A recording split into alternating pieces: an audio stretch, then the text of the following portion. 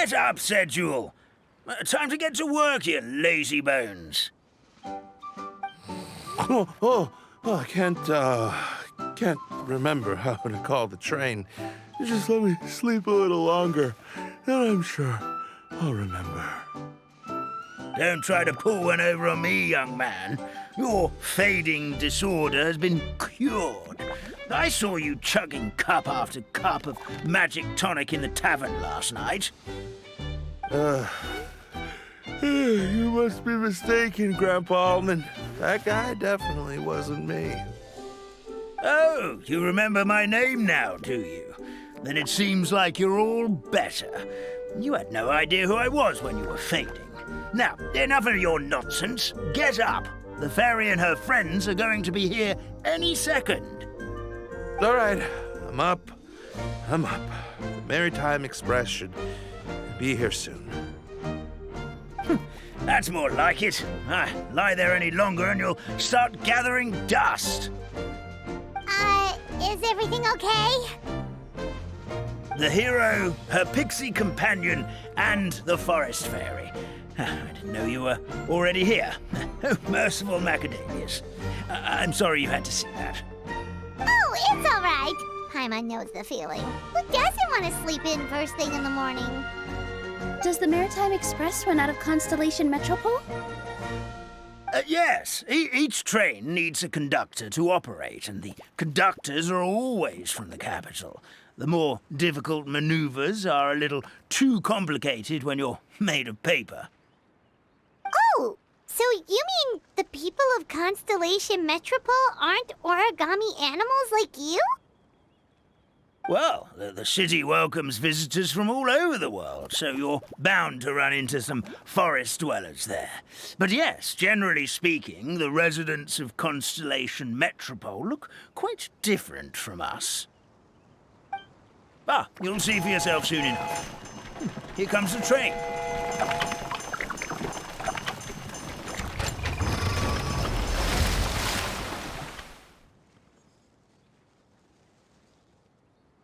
Pleasure to meet you, everyone. My name is Will, and I'll be the conductor for your journey today. I'm assuming you're the ones who called the train. Whoa, it's a little toy man! Yes, we called the train. The hero and the forest fairy need a ride to Constellation Metropole. The hero and the forest fairy, the ones from the prophecy. Oh, why didn't you say so earlier? We could have prepared a far more luxurious train. I'll just go back and get a better one. That's okay, Mr. Wheel. We're trying to get to the city as fast as possible. We just need you to get us across the sea. In your capable hands, I'm sure we'll get there in no time. Of course, my lady. It would be an honor. Well then, all aboard, sit anywhere you like. We'll get a stunning view of Simulanka no matter where you're seated.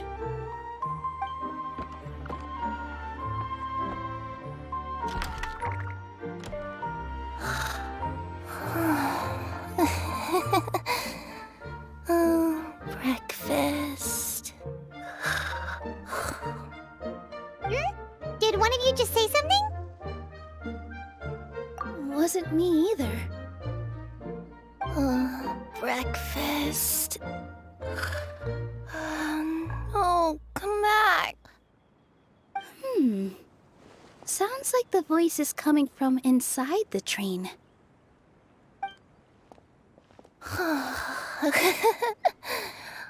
Fish. Chicken drumsticks. Oh, gotcha.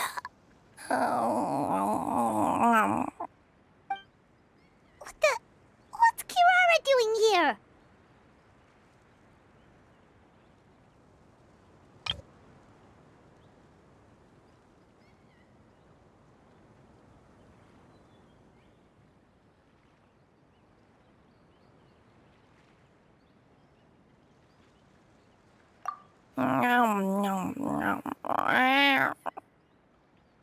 Is she a friend of yours?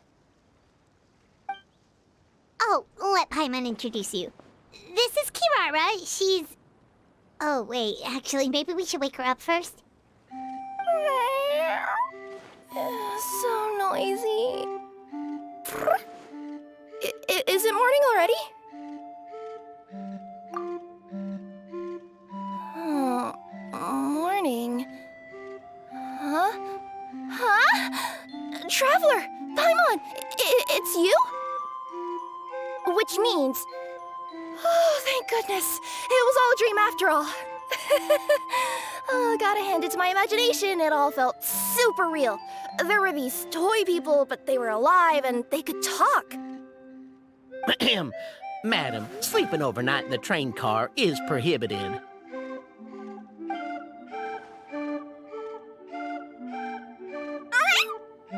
It wasn't just a dream? It's all right, Kirara. Apparently we're in a world called Simulanka. We got here yesterday, too. Simulanka? So, that's what it's called. I spent all day yesterday wandering around this one city. The toy people called it Constellation Metropole. I was trying to find a way to get back home. I was seriously starting to think I'd gotten on the bad side of some great yokai and gotten swallowed whole. Ah, I take it you're Inazuman then, Miss Kirara? She sure is. But, Kirara here is kinda special. Let Paimon introduce you for real this time. Kirara is a Nekomata from Inazuma. She works as a courier for Komanie Express. Ah, nice to meet you. I'm Nilu, a member of Zubair Theater. You can usually find us performing in Sumeru City's Grand Bazaar. Right now, though, I suppose I should introduce myself as the Fairy of the Forest of Blessings. Oh, you're Nilu! I've heard a lot about you from my deliveries in Sumeru. I even saw one of your performances back in the day. You're an amazing dancer.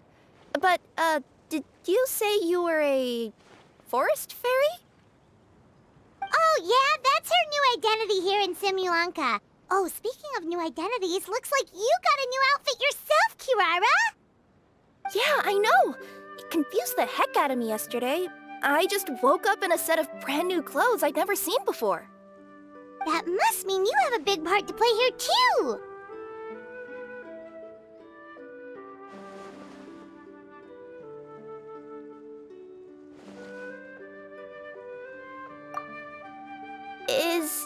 Is that a thing? I guess I am wearing a pair of boots, but still. Did you by any chance hear a voice speaking to you before you got here, Miss Kirara? A voice... Oh, yeah, I did hear something, but I was so freaked out my tails got all tangled, so I, didn't catch much of what was said. Sorry for the interruption. But this, Nekomata friend of yours, she doesn't eat hamsters, does she? Or frogs? Oh, no need to worry, little guys. I would never do something like that. Well, unless I've been out in the wild too long without anything to eat. Oh, speaking of eating, I am getting a little hungry.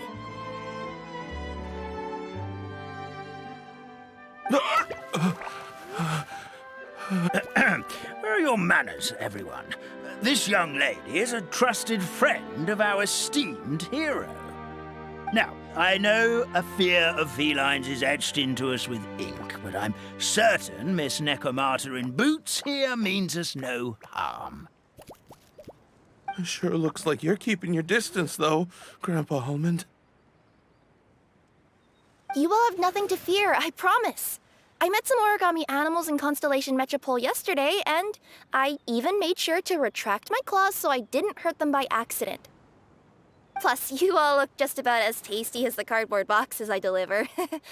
Not that I'd try to eat you even if you did look tasty. Promise. Please excuse us, Mom. It's just an unconscious reaction. Ahem. Dear passengers, it's almost time for us to depart. Oh, yeah, that. Whoops. This turned into a pretty long conversation, didn't it? All right, let's get on the train. You coming with us, Kirara? Mm-hmm. I'll ride with you to the next stop. There's a place near the Metropole that caught my eye yesterday, so I want to go explore it today. Then all that remains for me to say is, on behalf of the Forest of Blessings, thank you once again for all you've done for us. May the Goddess of Fate be with you and bless your journey, Madam Fairy, Miss Necomata in boots, and our brave heroes. Please do visit us in the Forest of Blessings again, once peace has returned to this land. We will. We'll definitely meet again. Take care, Grandpa Almond.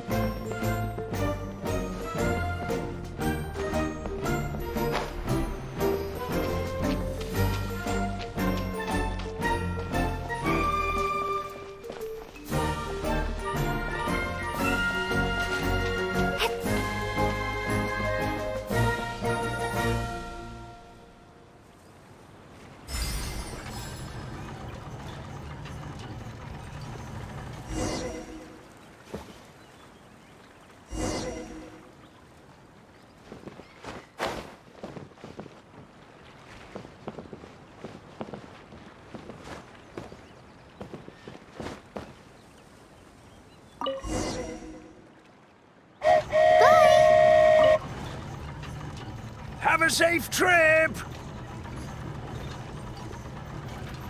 Wow, a train ride over the sea? What an incredible view! Please keep your head and arms inside the train at all times. We don't want anyone falling into the sea.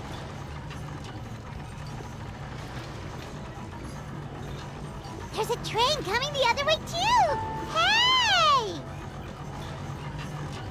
And now that the fading disorder is cured, I'm sure the forest will be a lively place again in no time. I gotta go explore that forest at some point. It looked so pretty from the train. I just hope they, won't be too scared of me. We'll be arriving at our destination shortly. Please prepare to disembark.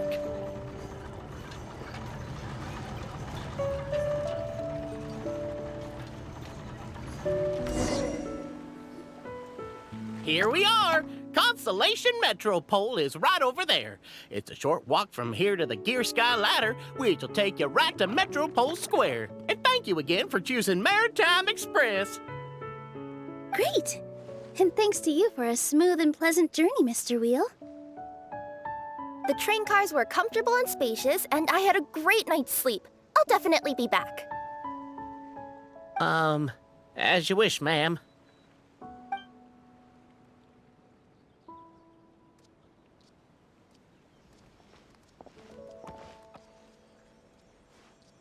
Where should we go next?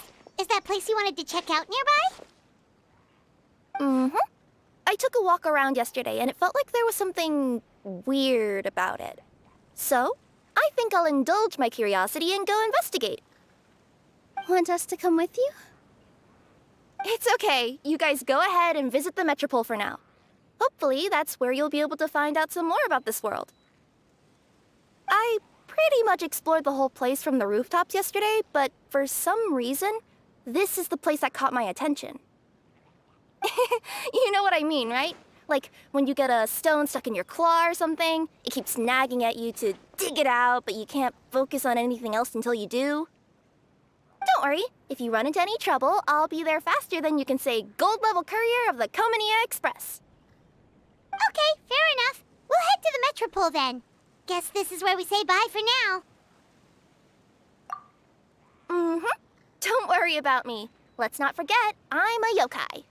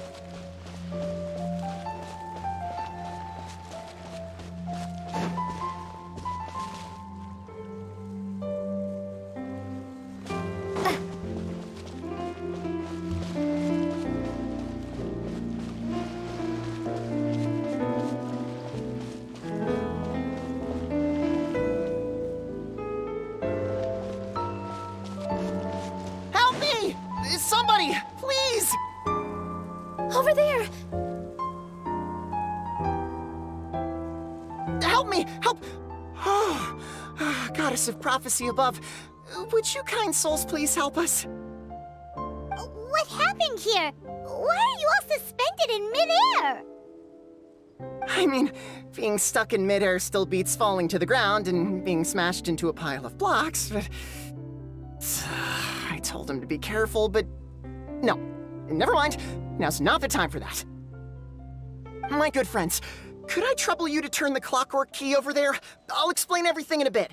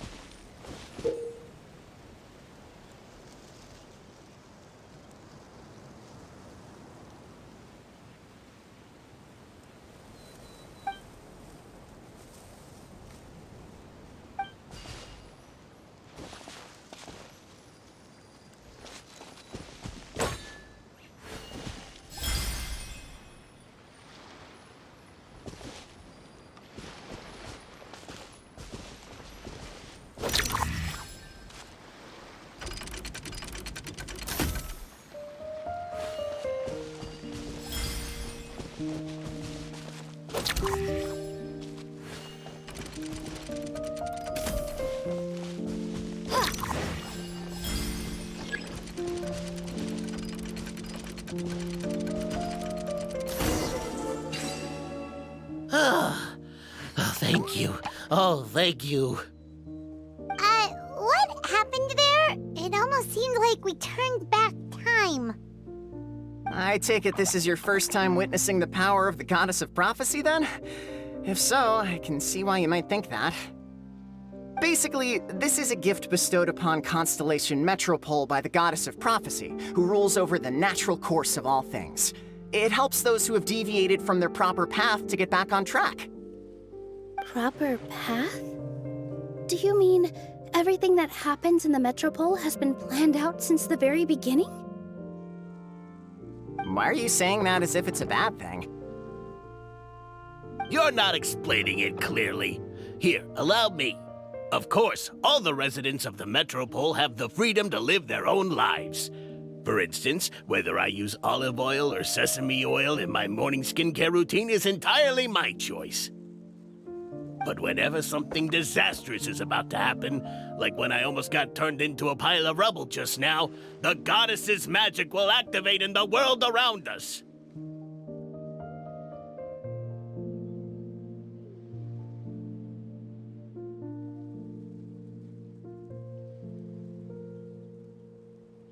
So, in other words, it's kind of protection magic? To keep people alive? You could say that. There are other situations in which it activates too, but that's basically correct. Well, in any case, we're glad no one's hurt. Are you heading to the Constellation Metropole? Yep. Do you know where we can find the Gear Sky Ladder? Oh, it's just that platform up ahead. The one with the key sticking out. That thing? Are you sure? Yep, that's the one. Pretty much everything in the Metropole runs on tracks and gears. The goddess of prophecy watches over it all. Which is to say, all the tracks are fixed. If a machine is set up to move forwards, it'll never move in reverse. This reminds Paimon a lot of Fontaine's clockwork toys. You mean, like those music boxes with dancing figures? I think I've seen one or two from the merchants in Sumeru. Yeah, exactly like that. Anyway, sounds like it's not gonna suddenly fall out of the sky, so Paimon's okay now. Should we get going?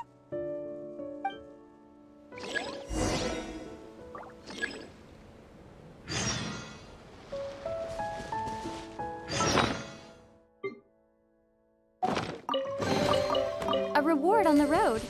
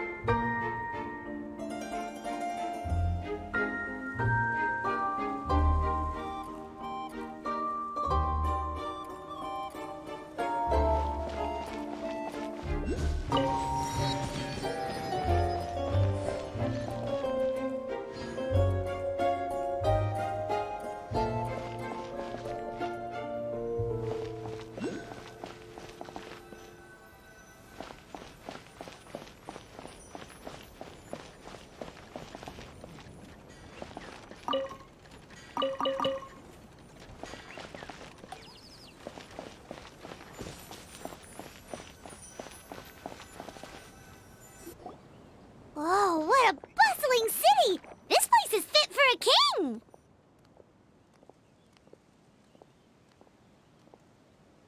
Our next step is to get to the top of the metropole and ask the Goddess of Prophecy for guidance. If there is a king in that castle, I sure hope he won't get mad at us for trespassing.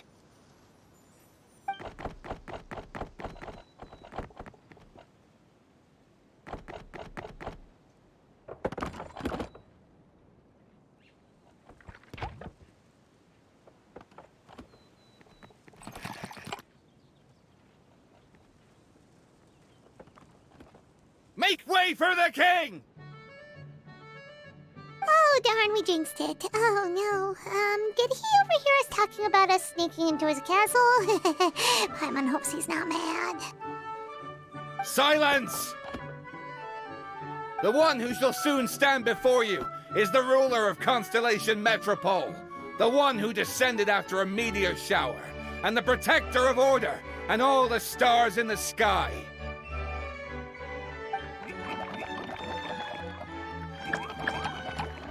That's a long list of titles. I bid ye welcome, guests from afar. Long have I heard of your grand deeds, O fairy, who restored the lifeblood of the forest, O hero, who... huh? Navia! Hold your foul tongue! How dare you utter Her Majesty's name! Nice one, partner. Spectacular improvisation skills. I'd expect no less from you. All right. You can relax now. Allow me to make some introductions. This is the Traveler and her trusty companion, Paimon. You are personal friends with Her Majesty the King? Please, forgive our grievous mistake. We had no idea. All right, the welcome ceremony is over. Everyone back to your stations. I will personally treat our guests to some royal hospitality. Yes, Your Majesty.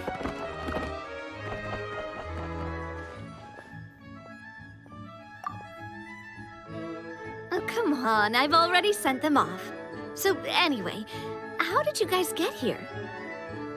We were gonna ask you the same thing! Also, how are you already king of this nation? And where did you get a crown? Oh, wait, don't say it! You just woke up like this, right? Sounds like you've answered your own question.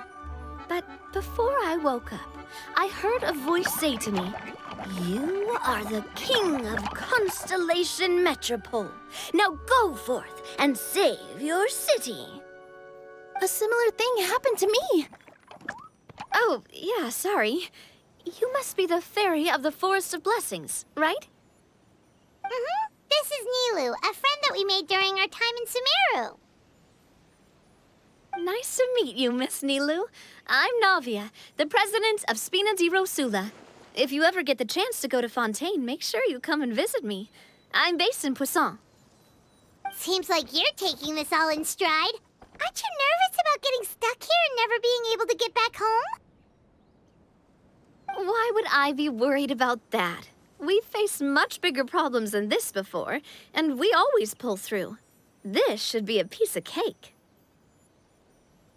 Besides, life's always full of surprises. You gotta learn to just enjoy it.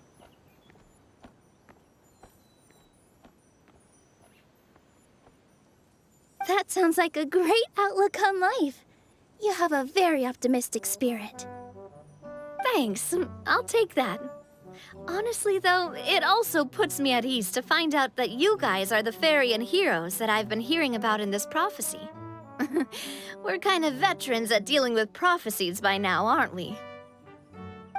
About that, has anything bad happened in the Metropole? We heard about an evil dragon. Did it make a mess here too? It sure did. Apparently, for whatever reason, he went for the stars above the city recently. Literally just flew up and started snatching them out of the sky. Luckily, the guards responded quickly and stopped the dragon from taking them back to his lair. Unfortunately, though, he dropped them before he flew off. Now they're scattered all around the Metropole. I've been out trying to retrieve them, but I only managed to get one of them before you showed up. Oh, I didn't ask yet. What brings you to the Metropole anyway? Oh, Paimon can explain.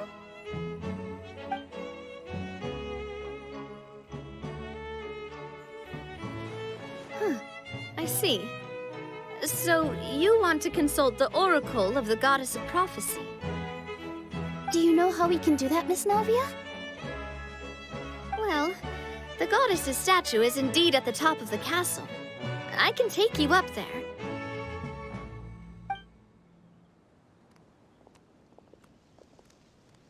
However, I've heard from the citizens here that the goddess hasn't given out any new revelations in a very long time.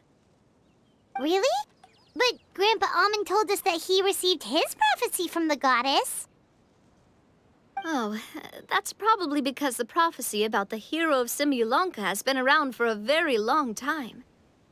But recently, people realized that the goddess didn't reveal anything about what's supposed to happen after peace has been restored. Huh. Okay. Still, can't hurt to try your luck. And maybe you can help me get rid of the invaders while we're at it. Invaders? So the dragon's not your only problem? Right. The forest isn't the only place where strange things have been happening to the residents. Have you come across the gift from the Goddess of Prophecy yet? You mean the protection magic that stops them from coming to harm? We saw it in action. Yep, that's the one. Over the past little while, this magic has been triggering far more frequently. We don't know if it's simply because the Metropole has grown a lot more dangerous, or if there's a deeper reason behind it. Some residents find themselves getting stuck in a place and unable to move. Others start repeating the same thing over and over again, like they're trapped in some kind of loop. If we were to use clockwork toys as an analogy, could it be that the tracks have eroded or the gears have slid out of place? That's exactly right, Nilu. That's basically what's happening. Anyway, some of the monsters outside the city saw this as an opportunity to launch an invasion. But we didn't see a single monster on our way here. That's because I already took care of most of them over the past couple of days. Of the remaining few, we trapped some of them inside the castle and chased the rest back out of the city. Okay, so to summarize, Not only has the magic here gotten all messed up, but the dragons also knocked some of the stars out of the sky. Plus, there's a bunch of monsters in the city. Sounds like there's a lot more to fix here than in the Forest of Blessings. Well, defeating the dragon and the monsters should be straightforward enough. But how do we fix the magic? Supposedly, the goddess has had it all planned out for ages. One of her oldest prophecies says this: "Go and push the gear that connects up to the starry sky. When that time comes, I shall dance and return the tracks beneath my people's feet back to the stars in the sky." Huh? But weren't the tracks the gift that she gave to her people in the first place? Does that mean she plans to take the gift back? That's what the prophecy seems to be saying, yes. So, as a result, some people are against turning the gear, despite what the prophecy says, since they fear a future where they no longer enjoy the goddess's protection. But letting this drag on isn't the answer either, is it? No, and I think they know that. But they're just too afraid to take that final, terrifying step. They're still hoping there might be an alternative solution.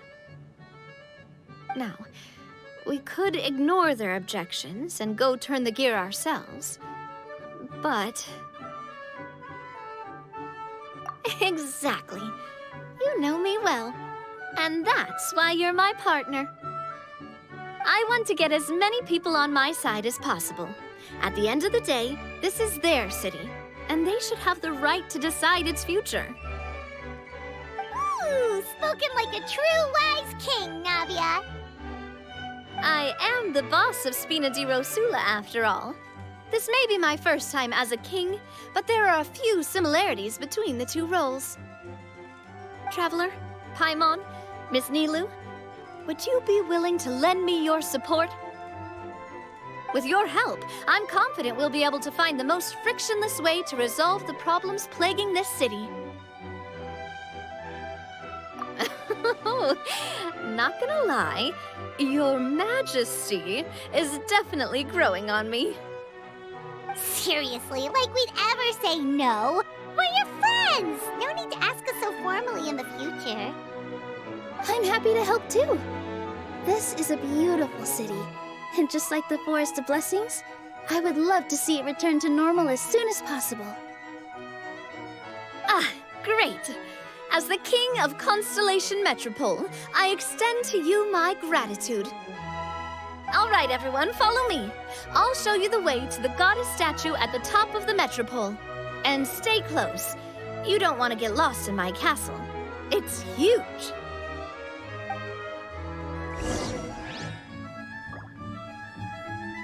Scatter!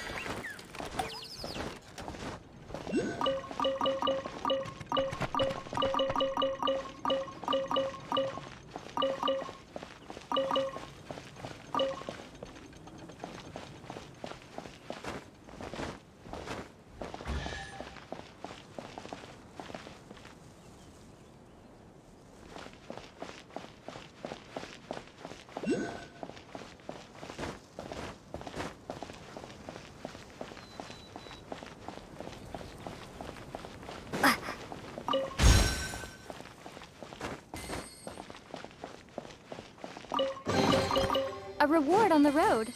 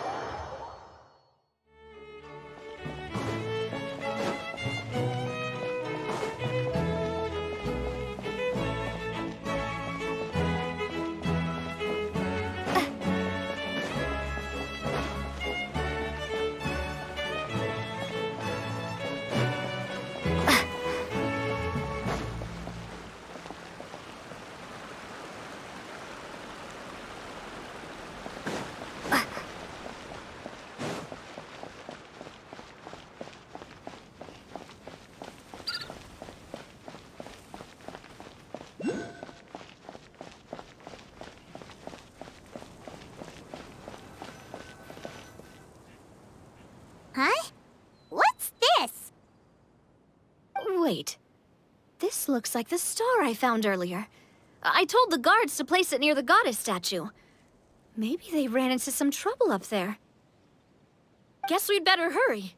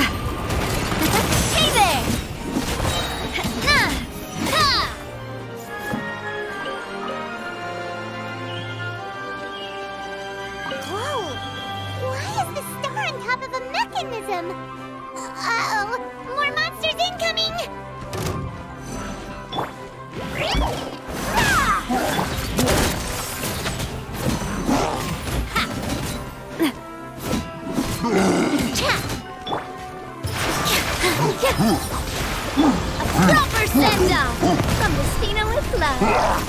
Haha! Coming at ya! Watch out!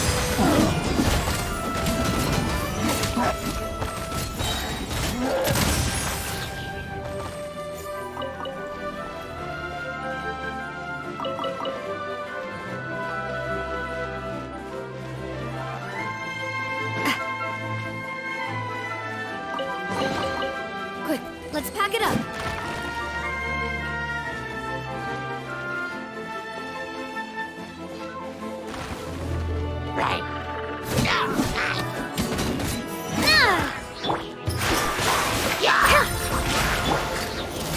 Watch out!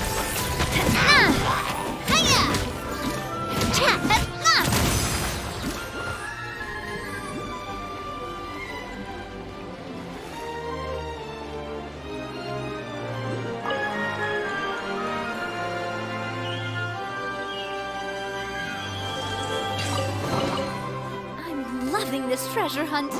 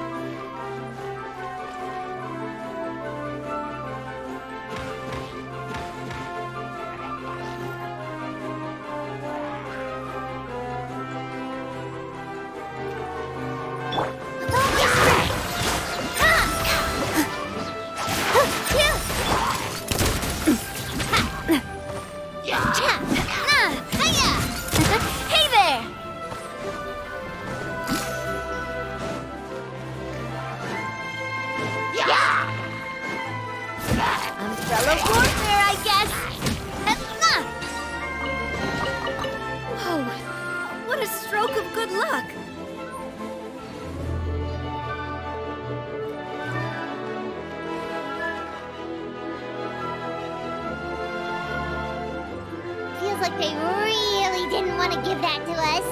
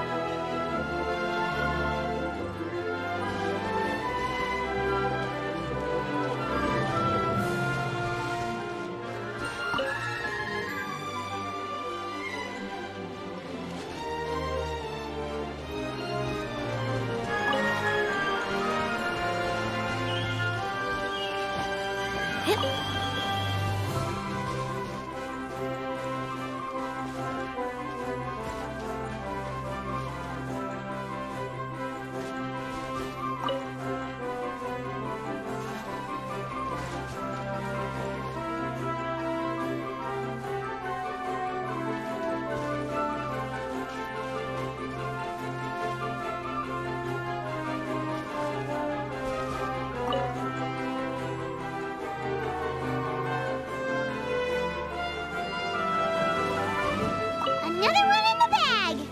That sure was rough. During this treasure hunt.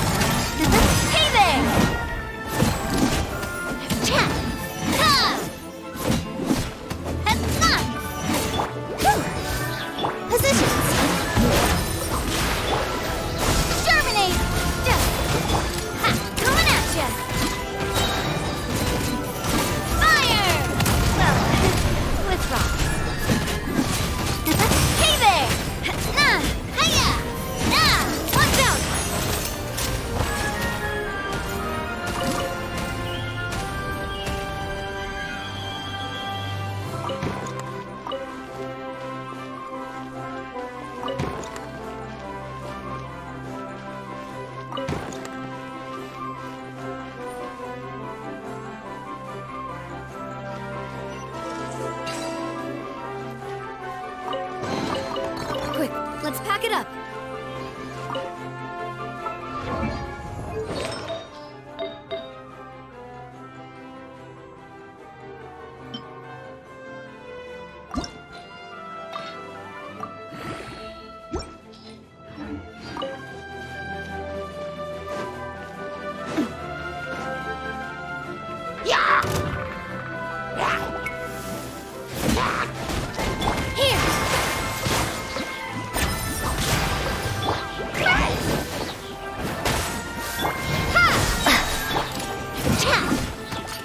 Hey there!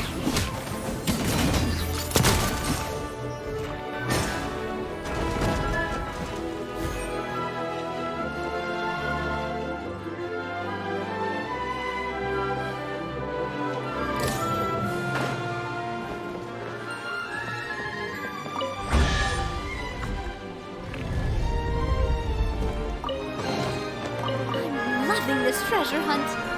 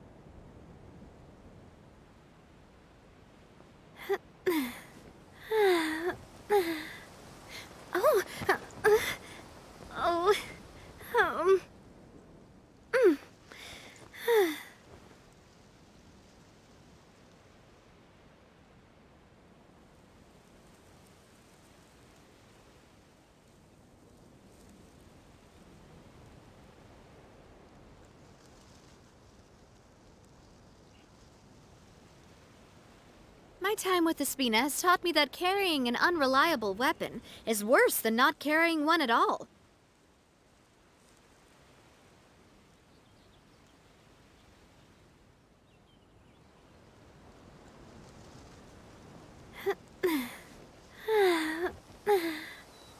Oh, oh, um, mm.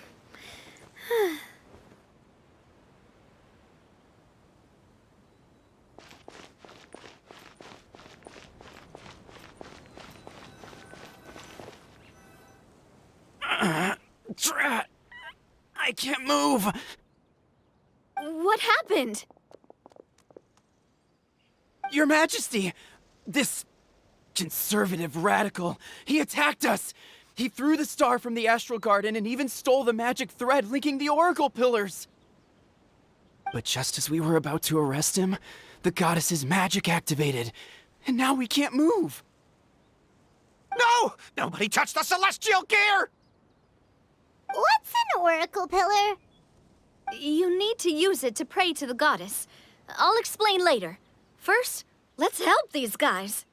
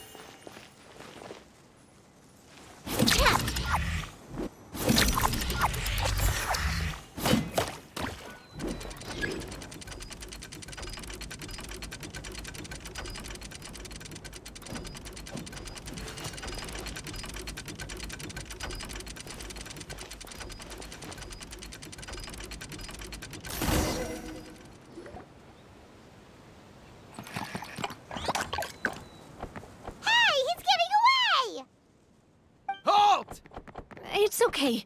Let him go. But, Your Majesty! Even if we catch up to him now, we won't be able to change his mind, much less quell the fear that many others like him are feeling. All it would do is turn him further against us. Understood, Your Majesty. Also, this is the magic thread he was holding from the Oracle Pillars. Your Majesty, what should we... Please give that to the traveler over there. I believe they have some questions for the goddess. Yes, Your Majesty.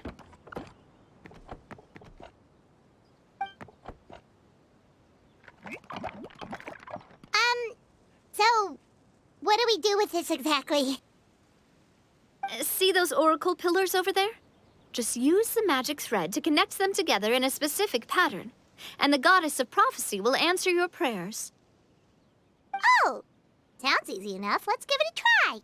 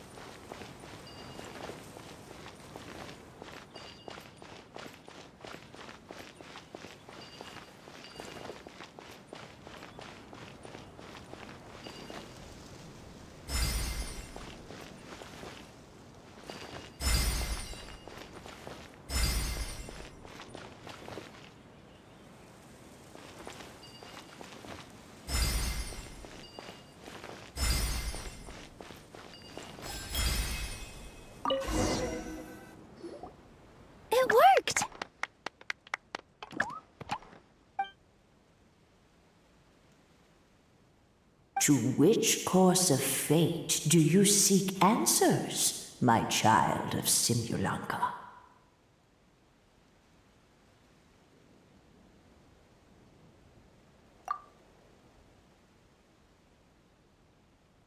The hero from another world, supported by their companions, shall restore peace to this world.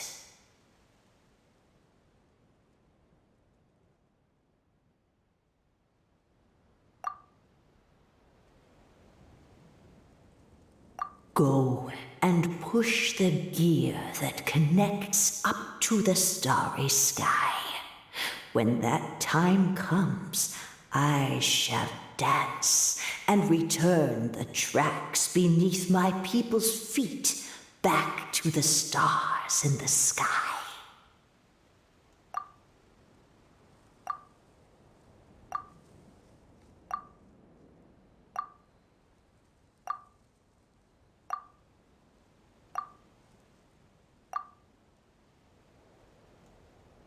The hero from another world, supported by their companions, shall restore peace to this world. So, Miss Navia was right. The goddess of prophecy didn't tell us anything about the future. Fair enough. Guess we'll just have to play it by ear. Then first, we have to restore the sky back to its original state by putting the stars back in their positions. Let me do a quick count. All right. Adding in the ones we picked up on the way here, I think that's all of them. Let's go hang these stars back up in the sky. In the sky? How do we get up there? Oh, I got us covered. We will, of course, be taking the Aerial Express.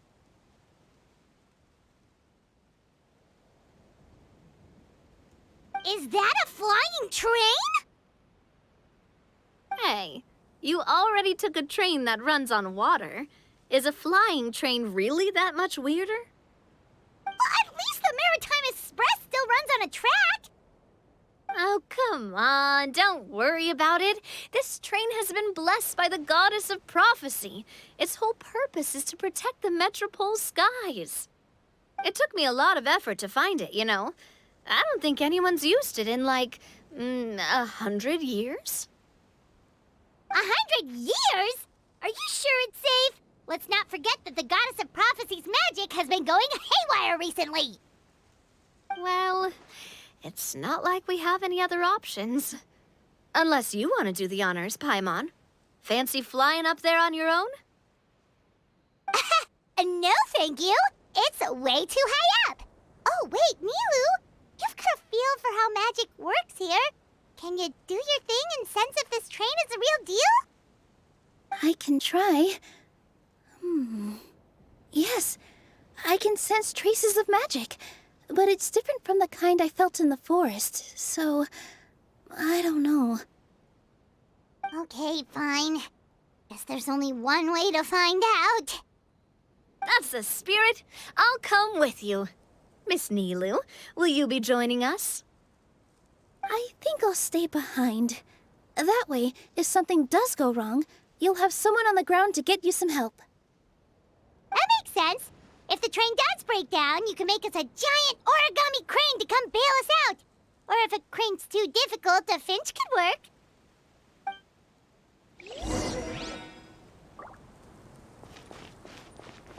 Best of luck! A finch, huh? I think I know how to fold one of those.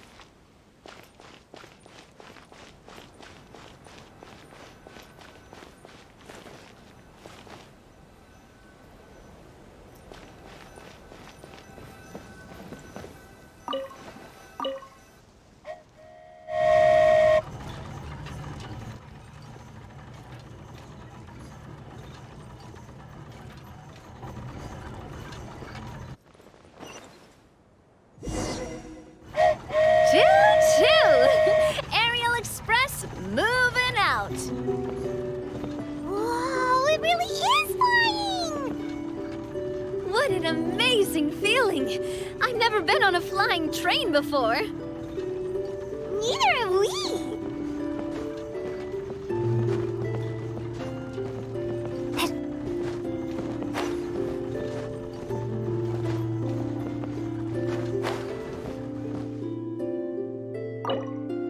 That should do it. On to the next location.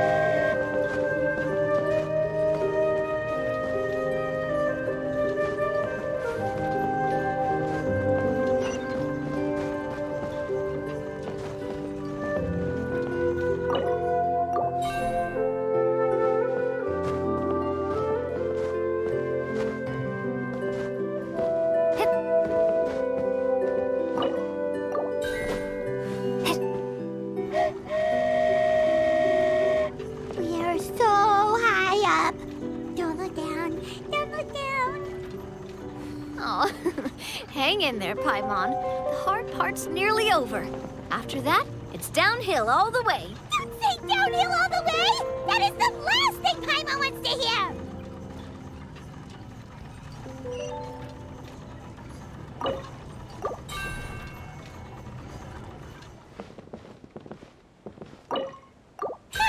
We're finally done. Okay, let's get back down while this train is still working.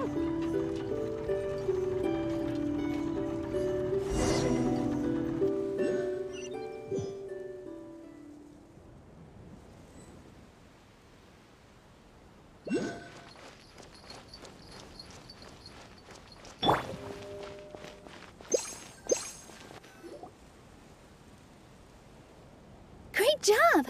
It looked like it all went smoothly. Yeah, and it was an absolute blast, too. You gotta ride with us next time, Miss Nilu. Huh?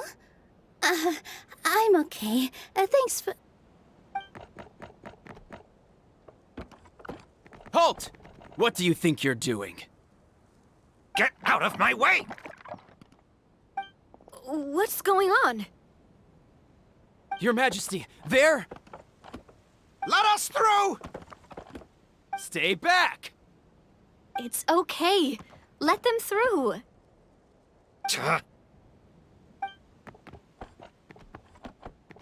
Your Majesty, could we please ask you not to turn the gear that connects up to the sky? And why is that? As you have seen, the goddess's gift is very important to us. It keeps us from harm and protects our very lives. Some of us, we just aren't ready to lose that protection. I see. I understand. Your Majesty, do you mean... I won't turn that gear. Not until you're ready. What? I've said before that the Metropole belongs to the people, and they should have the right to decide its future. But let me ask you this. How do you plan to solve the issues we are currently facing? Well, we'll start by rescuing the people that have gotten stuck. And then we'll find a way to figure out the true cause of this crisis. And have you made any headway on that? The true cause, I mean. Unfortunately not. Hey, you little... I'm sorry, my friend, but it's the truth. You have friends and family that have been affected, don't you? That have gotten stuck? Duh. I understand your concerns. But if we let this drag on for much longer, the situation may well get worse. More and more people will be frozen by the goddess's magic. Yes, but if we turn that gear now, all the tracks in this city will disappear. I know this is a hard decision to make. But have you ever thought about why the goddess might have made things this way in the first place? Huh? Why do you think she might decide to take back her gift and stop revealing further prophecies about the future? Are you saying she has abandoned us? No. Quite the opposite, in fact. What do you mean? The goddess dearly loves this world and all the people of Simulanka. And because she loves you so much, she wants you to be able to choose your own path. Every parent hopes their child will have a happy and carefree life. But if they're overprotective, then all they'll manage to do is keep their child trapped. If a mother bird lets her baby ride on her wings for too long, her child will never learn how to fly. Perhaps the goddess of prophecy has always known that one day she'll have to let go. Children can only become independent if they're allowed to form their own opinions, make their own decisions, and deal with the consequences on their own. Only then will they be able to continue their journey alone, even after their parents are gone. But we've relied on the goddess's protection for so long. We don't know what it's like to go it alone. We don't know if we have what it takes. Are you kidding me? I think you've proven yourselves more than capable of that. What do you mean? You made a call in a time of crisis, and you've come all this way to talk to me. Even the guards couldn't stop you. That must have taken a lot of courage. But we only did it because we were scared. Why you set out on the journey doesn't matter. What matters is that you've proven you can choose your own path.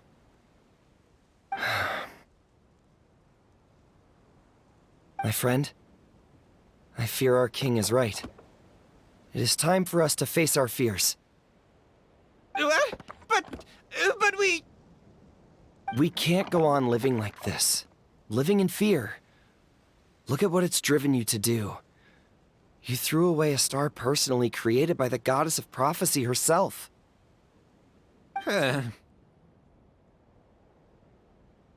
You once revered her more than any of us. And I think the king is right. She hasn't abandoned us. So, why don't we put our trust in her one more time?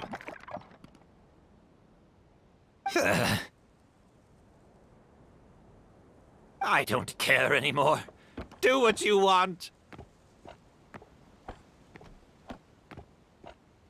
Aw, he laughed. I'm sorry about my friend. That's just how he is. Always had a terrible temper. Please accept my apology for his impudent behavior.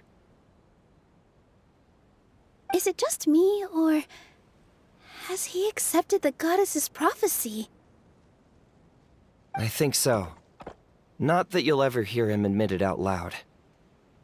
Your Majesty, please turn the gear that connects up to the sky.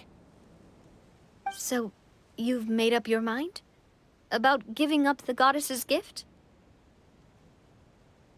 Yes, I've made up my mind. But maybe losing the gift isn't what this is about anymore. Because we've gained something too. You have given us courage. Well said. I am proud of your decision. Now, gather around, everyone, and join me as we make the night sky of this wonderful city turn once more.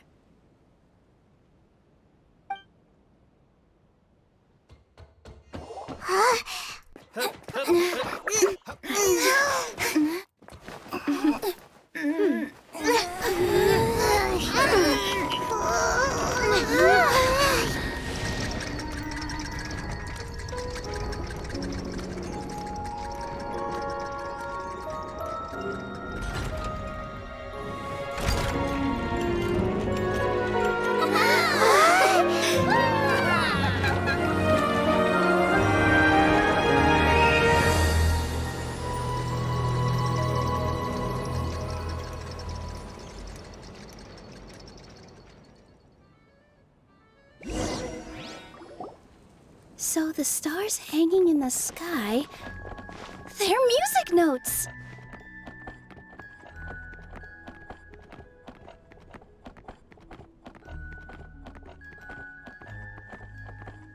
The entire metropole is a huge music box!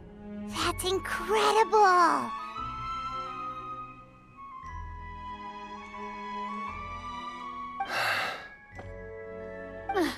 How do you feel? A little scared and uncertain. But for some reason, I feel a lot more at ease. It's as if some kind of huge weight has been lifted from my shoulders. Figured out any next steps? To be honest, not really. But maybe I can start by having a heart-to-heart with that stubborn friend of mine. I have an idea. If you don't know what to do, why don't you start by helping the people around you? You mean the people who got stuck because of the goddess's magic? I mean anyone and everyone who needs your help. By helping others, you'll eventually find your own path. Trust me, I have experience in this. What kind of experience, Your Majesty?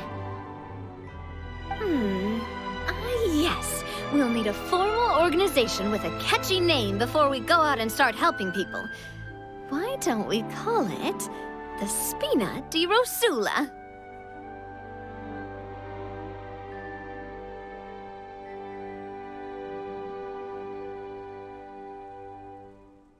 Spina di Rosula? Ooh, or even the Spina di Rosula di Simulonka. Yeah, that's catchy. Wow, big expansion for the Spina. Moving into other worlds now. Spina di Rosula. I like it. It's a great name. Let's do as Your Majesty suggests. Well then, how about I appoint you as the head of the Spina in Simulonka? While I'm off fighting the dragon with the other heroes, it'll be your responsibility to work with the guards and take good care of the people in the metropole. What? You're planning on fighting the dragon? But no, Your Majesty, you must reconsider! He's right.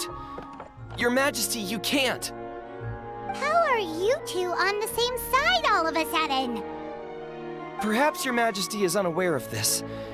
The great dragon suddenly broke out from the Titanium mines one day and tore the end of the world to pieces. After that, it spat out a strange fog that surrounded a whole island. No one knows what lies beyond the fog, and no one knows what has become of that poor island. Before Your Majesty arrived, we dispatched many soldiers to fight the dragon, but none came back alive. Yikes. Sounds worse than we thought. Isn't that all the more reason for us to go? There could still be guards trapped there, waiting for someone to rescue them. King Navia is right. We cannot simply stand by and watch as the people of this world suffer. Very well. Though I have not served by your side for very long, Your Majesty. 2 days is enough for me to have learned that once your mind is set, any attempts to change it are futile. You're a pretty good judge of character. He probably didn't mean that as a compliment.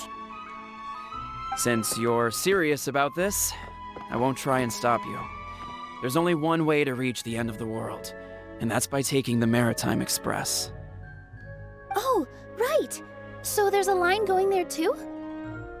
Yes, it was originally built to serve the workers commuting to the Titanium mines, but it has been abandoned since the dragon attack. I'll tell the conductor to wait for you at the platform by the side gate to the Metropole first thing tomorrow morning. You're embarking on an extremely dangerous adventure. Please be careful, Your Majesty and friends. Oh, thank you for your concern. While I'm gone, I leave the Metropole in your capable hands. Yes, Your Majesty! Just call me boss from now on. That's what everyone in the Spina calls me, and it's what I'm used to.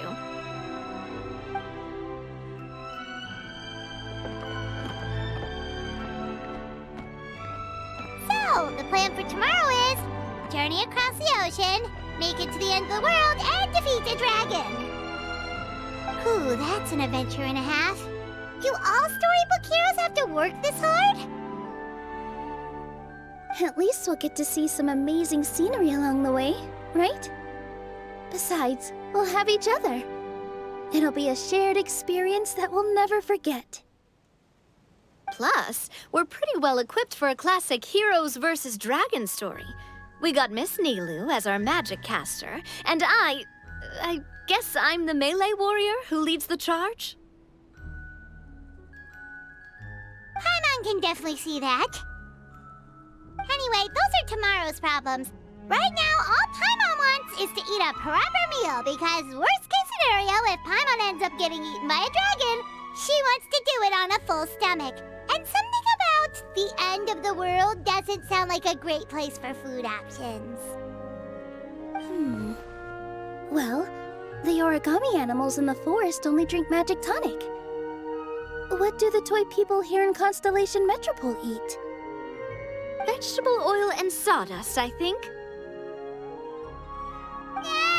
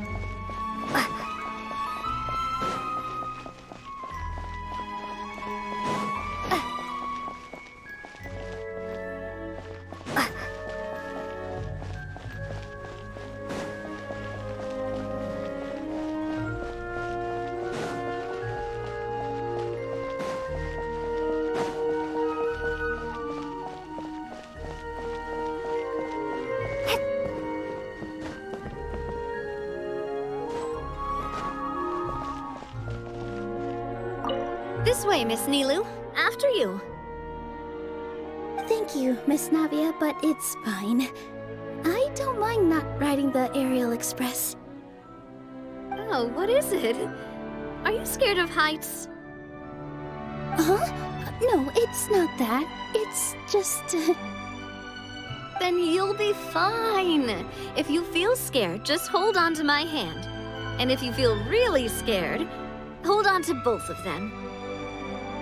You're never gonna see something like this again. Why not just go for it? Live in the moment, have some fun! Yeah, you're right. Big circle and exhale. All right, I'm ready. Let's go.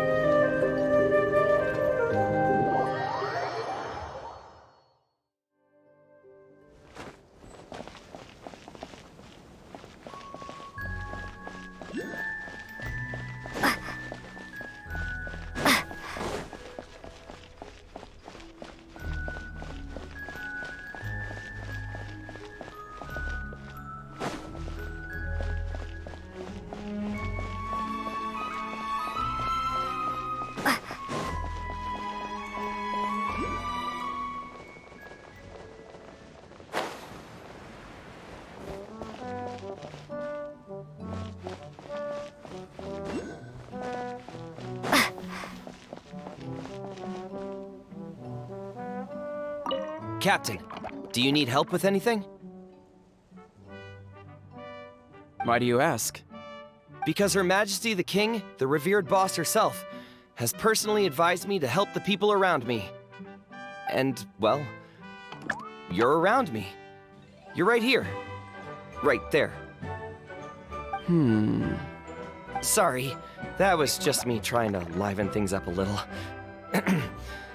Anyway, I think we should head out and see if the residents of the city need our assistance. Good idea. I will lead the way.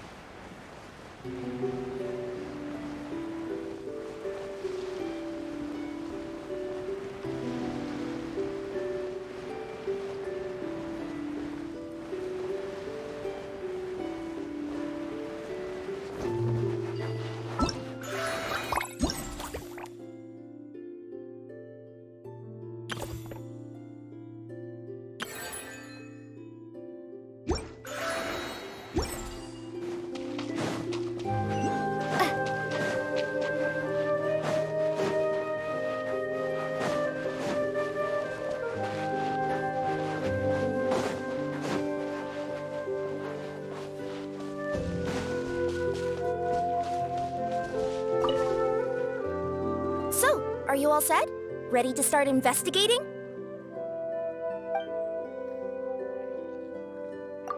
Great! Then let's go!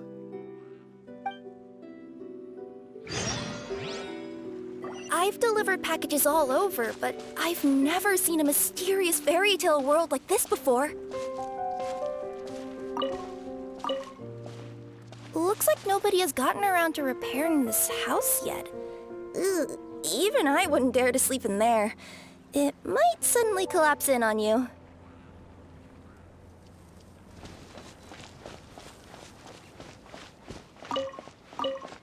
Nothing to see here either. Maybe we can find someone to ask? Aha! Over there! I bet we'll find some people there. Let's go take a look.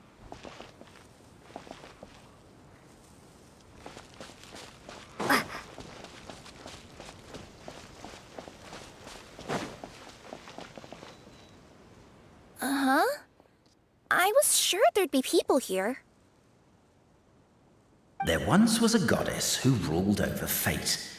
Before she died, she left 3 riddles for the kingdom she had created. What? Who said that?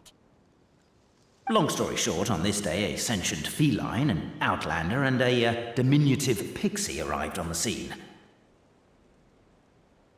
They saw a narrow path off to the side. Okay, but which side? Yeah, if you gave ambiguous instructions like that to a Comania Express courier, they'd give you the parcel right back and tell you to write the delivery address more clearly. Despite how obvious the answer was, the perplexed pixie and the flummoxed feline struggled to work it out. Although, perhaps a small part of the blame could be attributed to my dull narration. All right, let's try this again. The path on the left-hand side seemed to give off an enticing fragrance, as if to say, this is the way to wealth and glory. Ooh, that sounds like the start of a good story. Then what? Then what?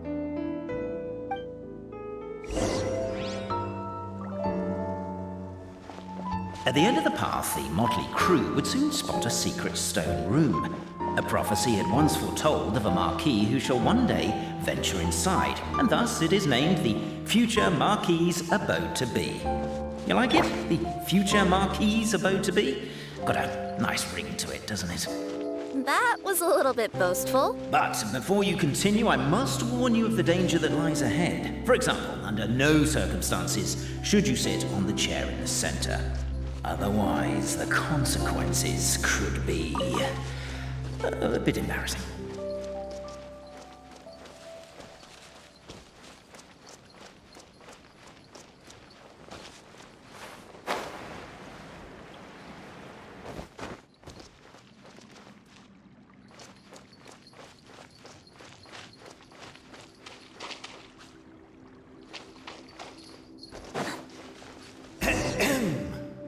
So many summers, winters, springs, and falls, and now at last a hero hither strides.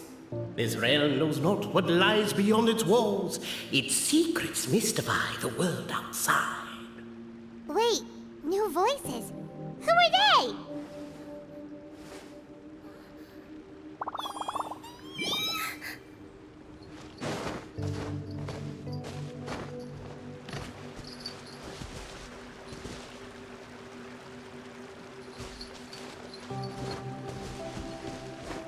Yep.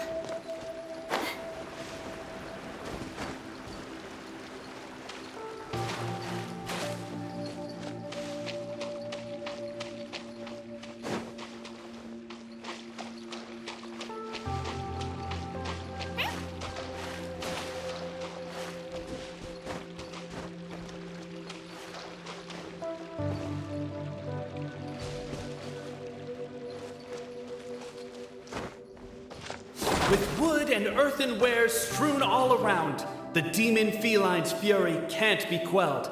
Reducing them to rubble on the ground, she finds the vessel's vacant save for...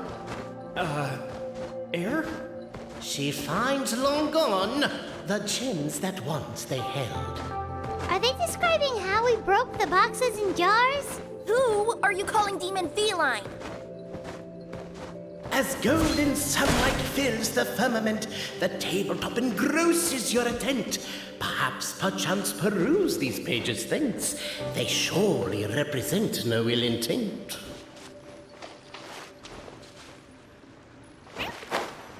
Why isn't she reading files on the desk? Hey, Bobarano, maybe quit showing off and try using words she'll actually understand? I can either rhyme like a bard, or I can curse like a sailor. And right now, Cape, you are seriously tempting me towards the latter.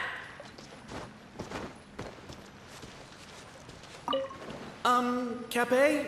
forgive me for breaking the rhyme scheme for a second, but I want to hear your take on this. So, any outsider who comes in here would surely see the documents on the table, right? Unless she was visually impaired. And unless she's got tinnitus or something, she'd definitely have heard what we were saying. All I'm trying to say is, if this poor person can't see or hear properly, I just feel kind of sorry for them. Oh, we hear you loud and clear, so watch it!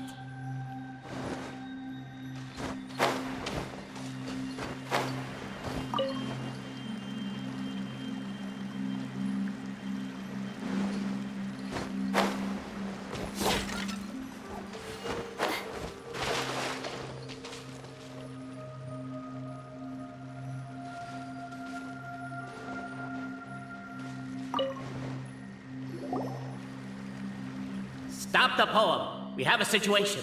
Something's up with this person. Traveler? Are you alright?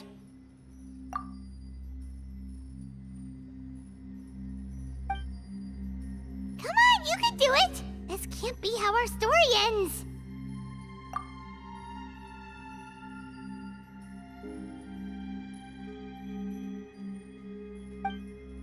Can I give you a hand or a tail, even?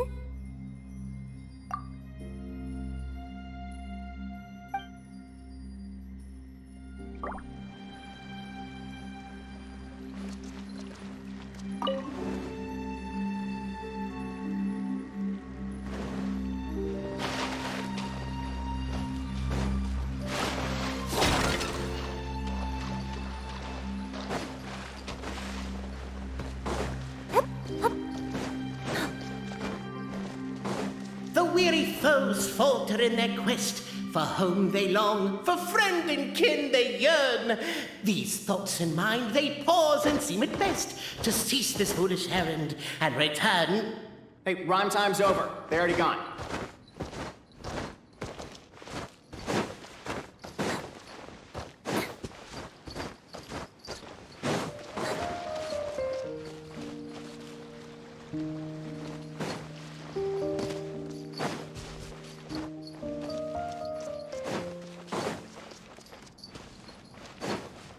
Aha, they're back. Seems our Outlanders pined for the desktop documents after all.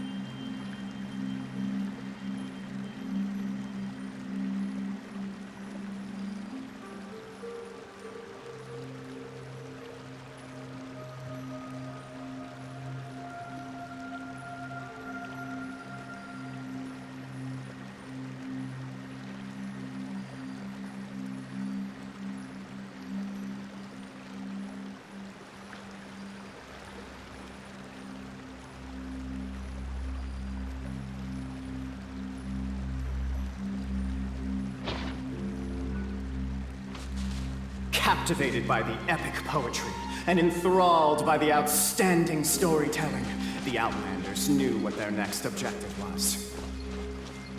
Namely, to remove the clockwork key from the raised platform up ahead. Cabe, I just realized you said we all had to speak like bards, but every time you open up your mouth, I don't hear any rhymes. Yeah, I noticed that too. It's one standard for us and another for you. That's not fair, Cape.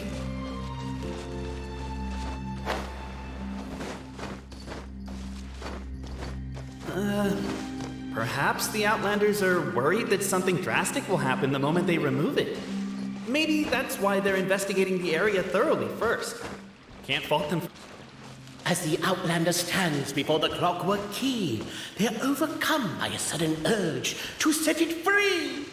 Also, Cafe, that'll be my last rhyming line. I'm not writing any more poetry until you apologize. What does it matter anyway? I've lost count of how many people have tried this before. No one's getting that key out.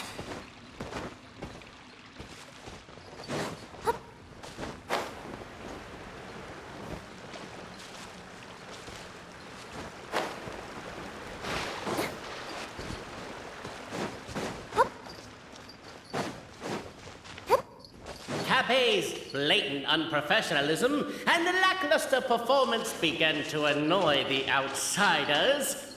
He decided to step out to get some air and come back with a change of attitude. Oh, get off my case!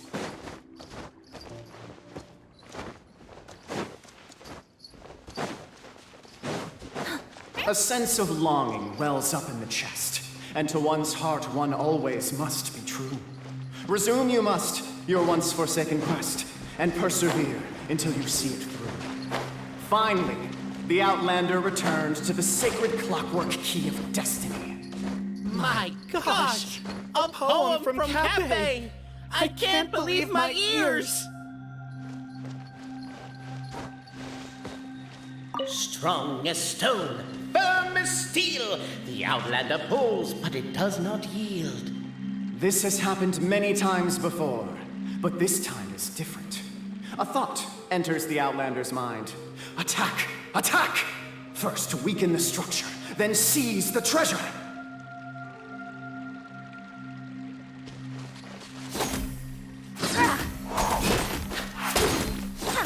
The attack's now over! Only one final step remains! Now it is the time to seize the key!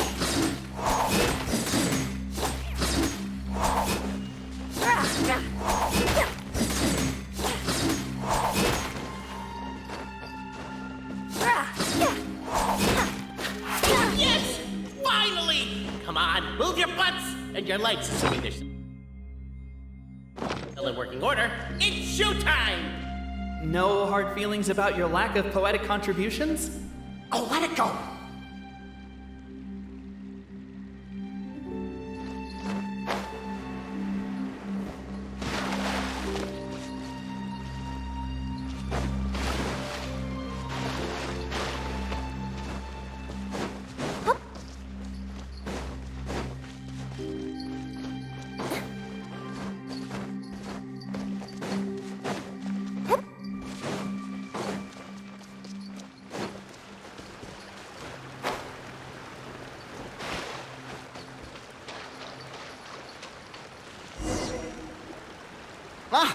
Welcome, esteemed and noble Outlander.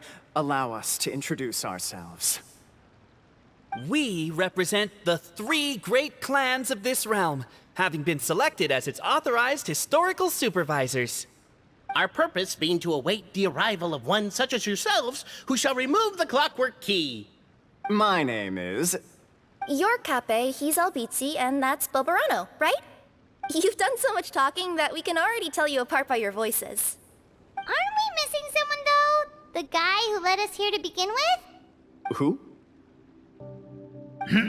And thus was born the long-awaited fellowship, destined to uncover the truth of the past. Allow me to quote, if I may, in the history of Constellation Metropole, a new page has begun. Him. Well, there's no fourth person, so which of you is the ventriloquist? Come on, out with it. We've never heard that voice before, but he sounds like he'd be good at reading bedtime stories to children. Well, whoever it is, I don't know and I don't care. Forget about him. We have far more important things to focus on, like where our journey goes from here. That key you hold is the pivot point about which the past and present of the Metropole revolve. However, between our 3 clans, there is some dispute over the historical record. Each clan has its own version of history, detailing the clan's origins and the tale of the dragon of old, and unfortunately, we don't know which one is the truth. Dragon? You mean the one that's been acting up recently? Oh, no, not that one, you adorable little pixie. When I say dragon of old... He means a dragon that would be really, really old if it was still with us today, but it was defeated in ancient times. The new one has nothing to do with our clan history. Was that supposed to be a joke? Anyway, so you've been waiting for someone to remove the key so you can finally explore the truth of the past? Not just explore it, but argue incessantly about it. Honestly, I don't care that much. Cape's the one who's always bothering us about it.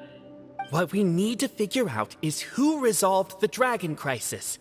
We have to know that before we can decide which is the supreme clan. The moment you removed the key from where it was lodged, you became the honorary Marquis.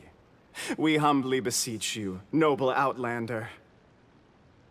Noble Traveler Marquis, we ask you to help us. You and your talking Puss in Boots and the pale floating pixie. Puss in Boots? Are you serious? It's better than demon feline, but still... Embrace it, my friend, embrace it! Most cats don't wear boots or speak, do they? I'm not even a cat, I'm a Nekomata! Now that you know the word, I expect you to use it. Please allow me to lead you all to a sacred memorial site. It will be much easier to explain what needs to be done once we are there.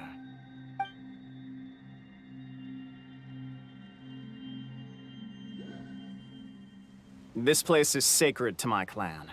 It's where our brave forefathers once took up arms against the dragon of old. After a bitter battle that dragged on for many days and nights, finally, our forefathers fought the dragon into submission, and it fled. They took turns, though. Some forefathers worked the day shift, while others worked the night shift. So they say. It's just a legend, though. Wait a second? Did I just hear you admit that your clan's history is just a legend? History, legend, who cares? My clan was definitely courageous, that's the point. That's the truth. And isn't the truth what we've all been arguing about non-stop for all these years? Cape's words gave the traveler food for thought. Could it be that the truth in a fictional world is equivalent to fiction in the real world? But that would have to wait. Apparently, Cape was not alone in his pilgrimage to this sacred site. Unwanted company had arrived. The traveler and the talking cat, Nekomata, decided to teach them some manners.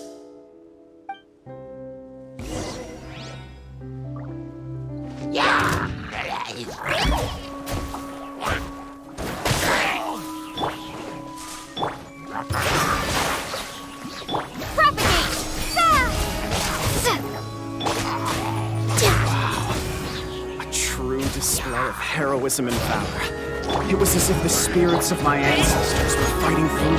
There's a thought. Could be wrong, but maybe the Traveler Marquis is a lot more powerful than your ancestors. Well, technically, by saying that, aren't you implicitly acknowledging them? Your martial prowess and show of courage are a more vivid reenactment of my ancestors' feats that suit the modern aesthetic. Now, let's get down to business. As we all know, time is but an illusion. Time may flow line by line, page by page, or frame by frame, but usually it flows in the form of springs and gears. And that clockwork key you have in your hand can turn back time and make the past reappear. Well, actually, my view is that the illusion of time is more of a problem of consciousness. Gears power the body, while the body is the vessel of the conscious mind. But the mind cannot understand the dimension of time, so we experience instead an endless continuum of moments as the pinion of now turns along the rack of ages. I'm getting flashbacks to when I was delivering packages to the Sumeru Academia.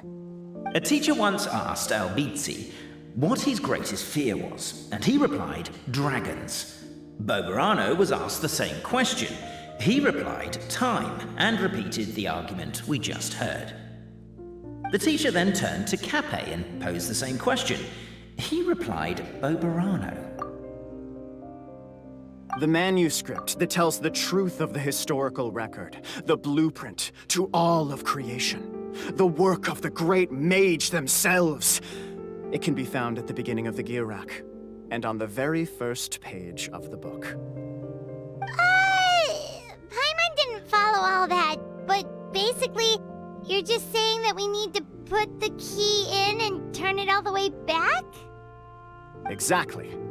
It is said that in the beginning, the goddess of creation took the goddess of fate's manuscript as a blueprint, placed it under the goddess of prophecy's starry realm, and generated the world from a few magic arrays.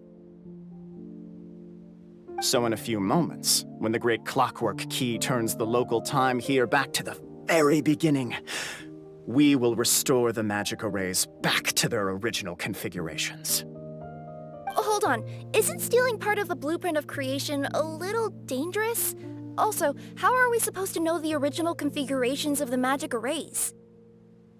Well, the general shapes of the configurations have been passed down over the ages. They now form the family crests of each of our clans. So you'll just need to reference my family crest and join the dots accordingly.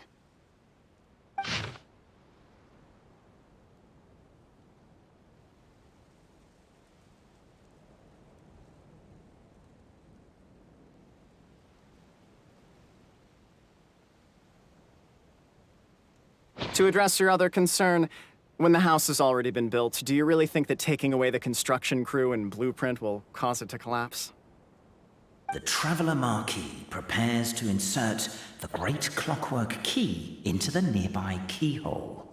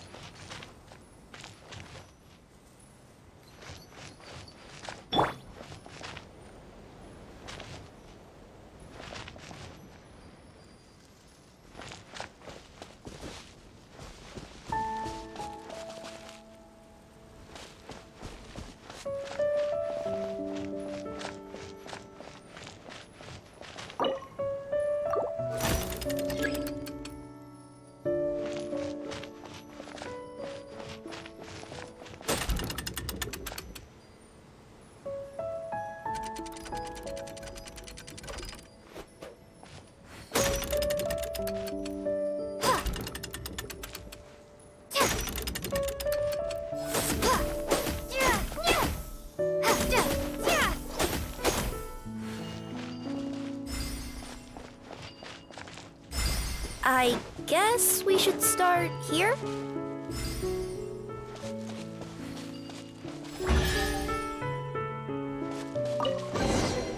A reward on the... Behold, the sacred writings that record the truth of... No, wait. That have shaped the truth of history. Gather round and let us bear witness.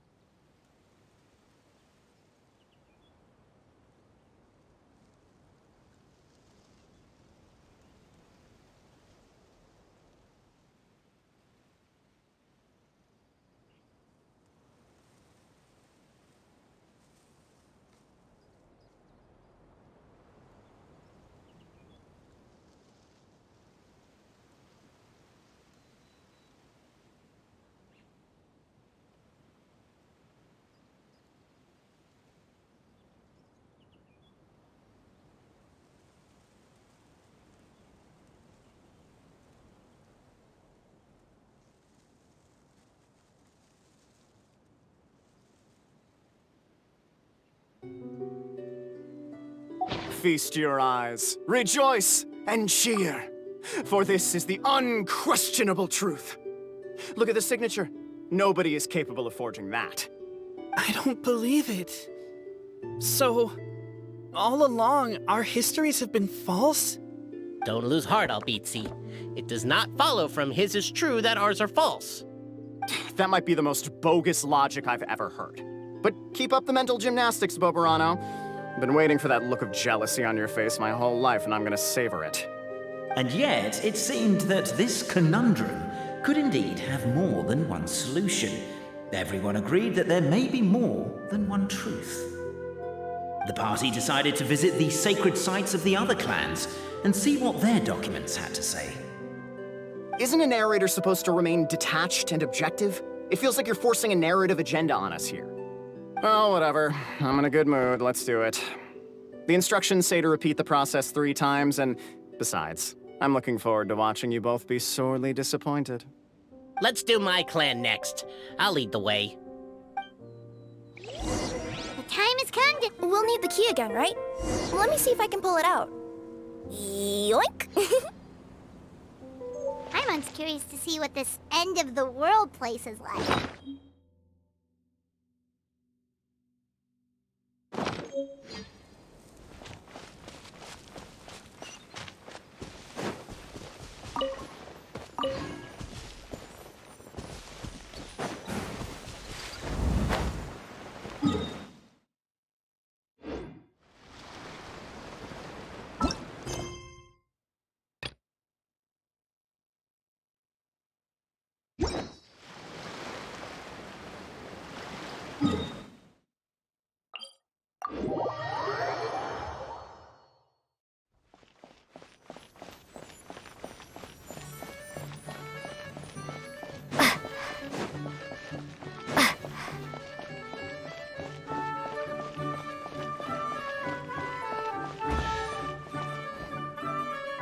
The party finds no pedestal in which to place the great clockwork key, only a locked door. Where's your clan's pedestal? Oh, let me guess, you hid it away in advance to save yourself the embarrassment of having it exposed as a fake? You done? Okay. Now, since my clan's main claim to fame is... Misinformation, half-truths, and fabrication. Ah, shut up, Cafe. Shut up, Cafe. I swear, if I wind up dead one day, the murderer was Boberano. Let those be my last words. My clan's claim to fame is that we outwitted the dragon of old and stole its treasure. Ergo, all articles of value that we own, including the pedestal for the clockwork key, lie behind that door. So, next step is open the door? Almost. There's one step before that. The door is protected by a smart interrogation system. We have to answer its questions, and if we get them wrong, we will alert law enforcement. Jeez. Well, do you at least know the answers? The correction fluid of time has dyed white the pages of the Book of Wisdom. No, I don't know the answers. But worry not, I had a quick word with the constabulary in advance. They'll ignore the alarm if we get the questions wrong, so answer without fear.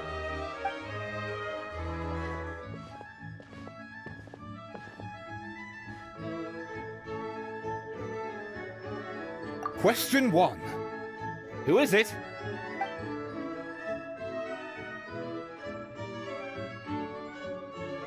That's actually quite an amusing approach. It's probably not going to get us anywhere, but I do admire your sense of humor and your commitment to it. Question 1. Who is it?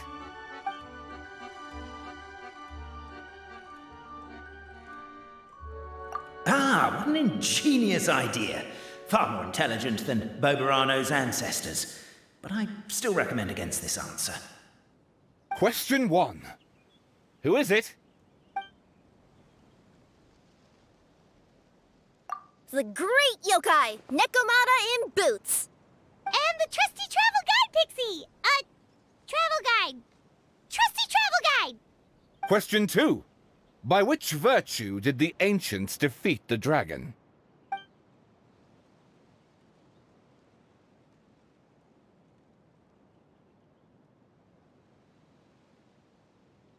Oh, no, don't say that. Even though the writings you saw do prove that bravery has its uses. You do realize we can hear everything you're saying, right? If you say it out loud, you'll only set those 3 off arguing again. Thinking it is fine, but please promise me you won't say it. Question 2. By which virtue did the ancients defeat the dragon? If this is the right answer, I swear I'll... Correct! What? A barefaced lie. So low. Question 3. Which is more real? The fiction of the outside world, or the truth of this world?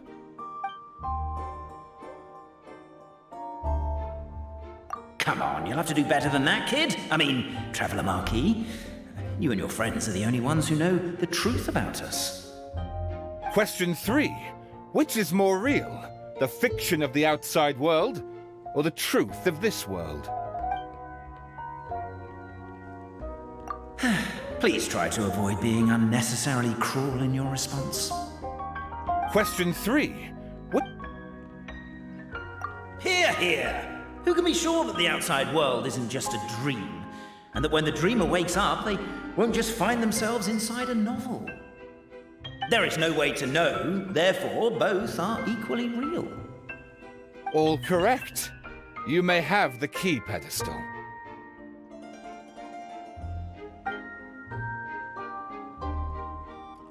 Traveler Marquis, you know what must be done. Please insert the great clockwork key. Oh, and this is my family crest.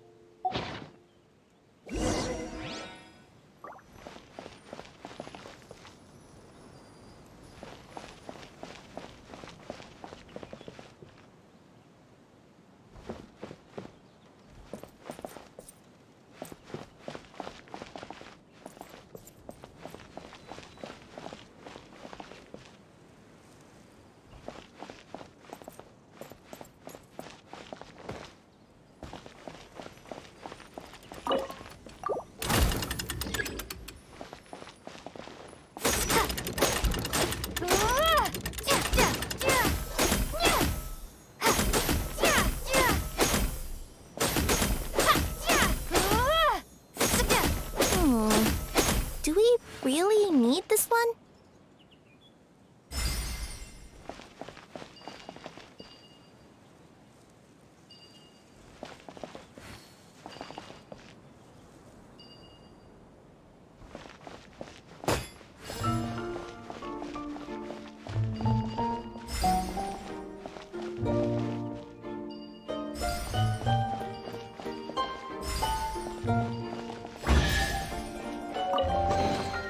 Is this? Now, let me see what...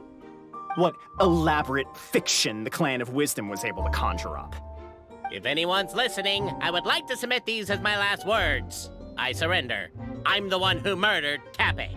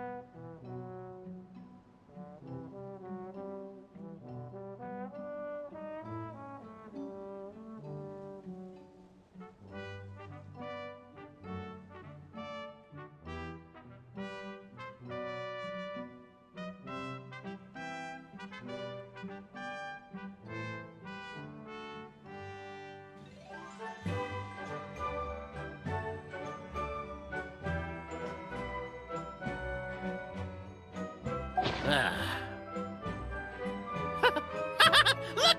Look! My clan's history is true as well! There's that same unforgeable signature again, right here! What? Oh, does this mean that my clan is the only odd one out? Given that my clan's wisdom is such a subject of ridicule in your eyes, I will now appeal to my own personal intelligence, which I believe far surpasses that of my clan at large, and make a prediction. It seems likely that the claims made by each of our clans regarding their history and virtue are all true. Oberano? How can that be? Oh, I get what's going on. Once, when I was drinking with Gujiyai, she bet me a round of dried fish that I couldn't guess which cup the umeboshi was under. Whichever one I guessed, I was always wrong, and Gujiyai would lift a different cup to reveal the umeboshi. But then, I learned later from one of the shrine maidens, Miyuki, that all of the cups had an umeboshi under them. Just goes to show, I still got a long way to go before I become a great yokai. Oh, don't mind Fox Lady. That's just her way of teasing you. Actually, that reminds me. We can now open these 3 treasure chests. And unlike the guessing game you mentioned, this one's not a trick. Cool. Well, once you've plundered the last of Oberano's family wealth, we can go to my clan's place. Guess I'll take the clockwork key again then. Yoink!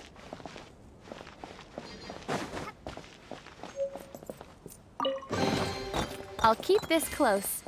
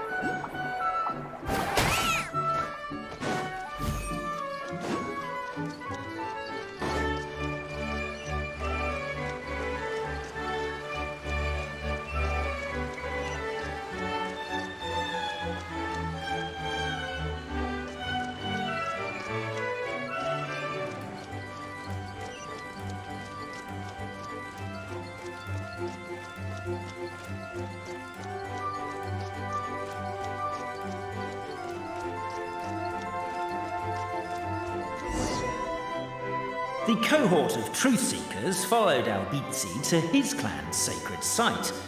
They arrived to the site of a giant guard towering over them. Up ahead is my clan's gigantified guard. He can be a little pig-headed, and he's incredibly strong. Your weapons won't even scratch him. Wait, but wasn't Kappei's clan the one that's all about strength? So, what do you guys believe in then? Oh, the guard is one of Kappei's people. Size is a coveted trait in the clan of strength, after all. Mine is the clan of empathy, and our key contribution is growth serum. What's empathetic about that? Our ancestors believed that, just maybe, the dragon of old didn't mean us any harm at all. Perhaps the dragon simply didn't notice us, since we are so very tiny. So, they drank the growth serum and grew even larger than the dragon. Then, they set the dragon down, calmly explained their perspective, and eventually taught it how to empathize. The serum isn't what it once was, though. Nowadays, it doesn't make you grow all that much, and it actually makes you lose your empathy. So, I advise we take a detour. Despite Albizzi's words of caution, somebody, no doubt, has other ideas. Surely we could avoid a conflict with the guard, they think to themselves, if we could just try to understand one another. You could, of course, just take the path to your left and go around. But some people are gluttons for punishment. It's all part of the experience, I suppose.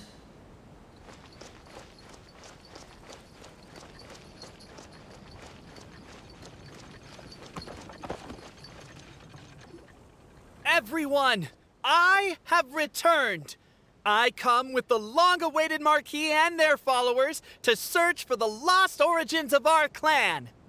Well, we weren't told anything about that this morning. Get out of here. Leave us alone.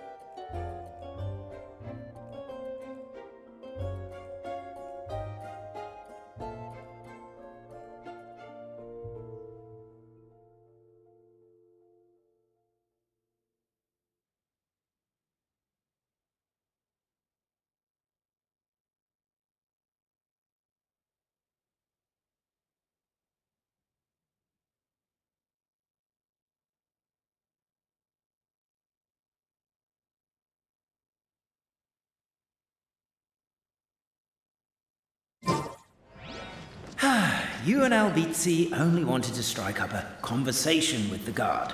But since greeting you wasn't one of the items included in today's schedule, the relationship quickly soured. If you're just looking for a way in, why not consider taking the path on your left?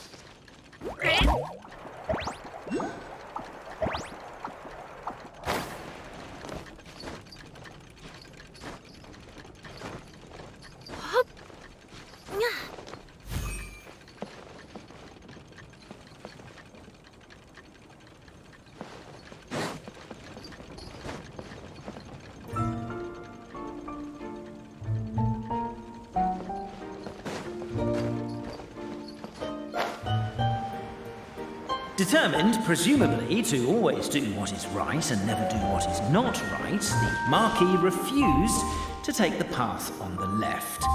I guess that's one way of doing it. Well, an open world comes with open-ended problems after all.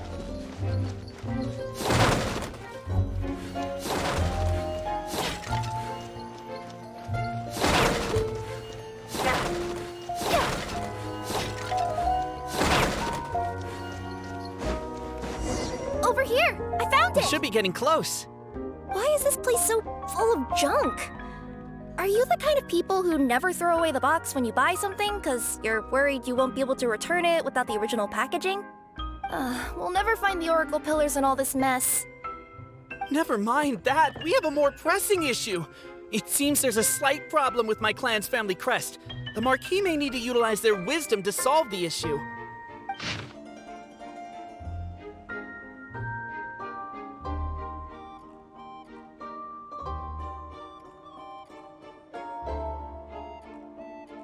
Wisdom too, huh? Well, you guys have a bit of everything, don't you? Except empathy.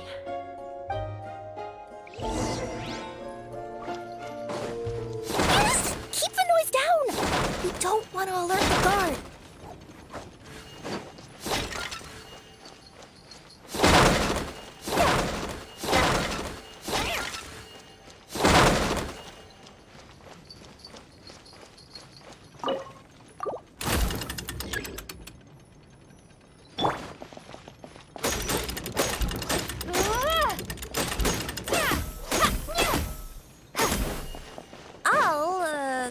I'll go keep watch. Thank you for being honest and surrendering willingly. Now we will politely escort you out of the restricted area.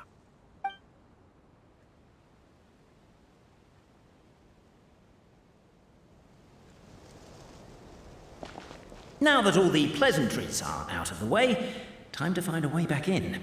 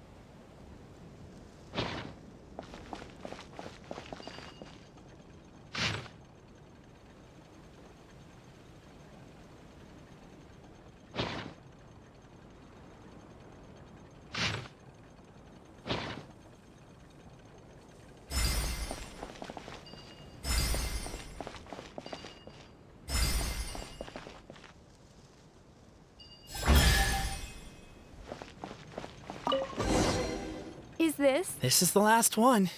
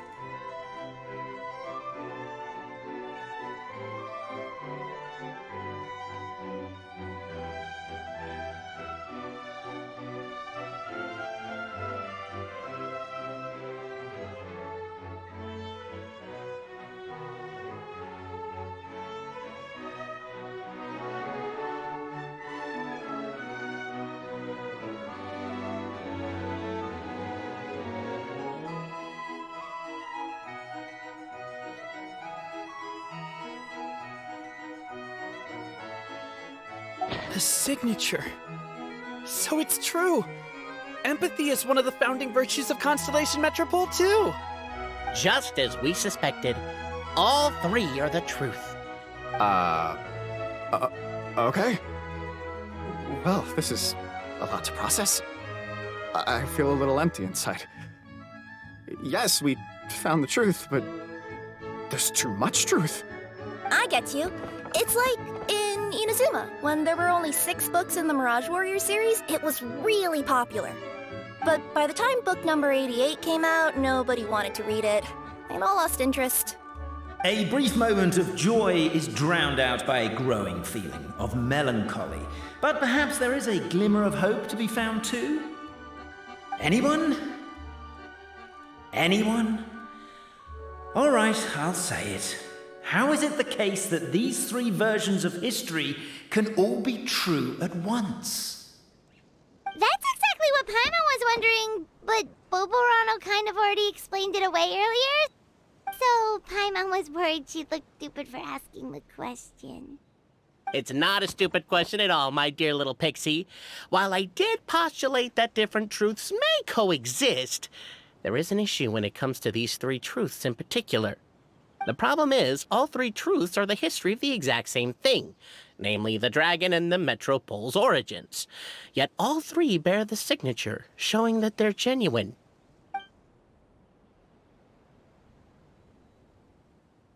Suddenly, the sound of a bell rings out.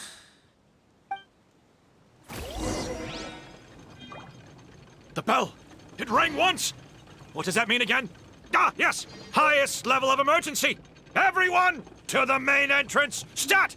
Bring all the glue traps and place them outside the gates! The whole city is on the lookout, and there's only one way out. It's the path right in front of you.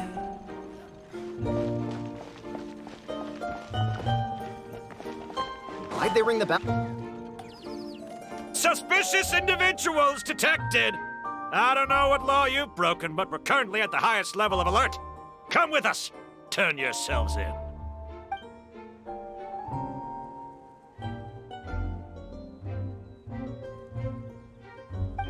Let's try that again, shall we?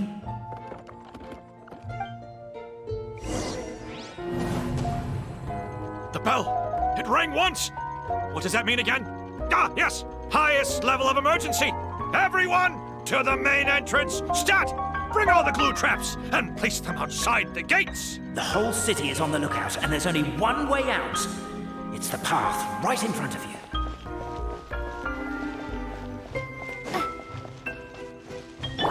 Why'd they ring the bell anyway? Also, why is 1 ring the highest level of emergency? Obviously because you have to respond fast when it's an emergency. It'd be a bit too late if they waited till the 99th ring.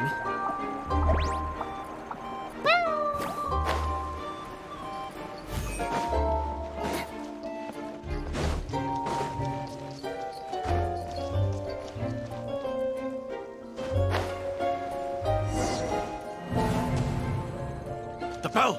It rang once! What does that mean again? Ah, yes! Highest level of emergency! Everyone, to the main entrance! Stat! Bring all the glue traps and place them outside the gates! The whole city is on the lookout, and there's only one way out.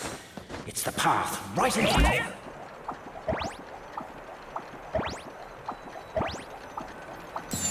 Why'd they ring the bell anyway? Also, why is 1 ring the highest level of emergency? Obviously because you have to respond fast when it's an emergency. It'd be a bit too late if they waited till the 99th ring.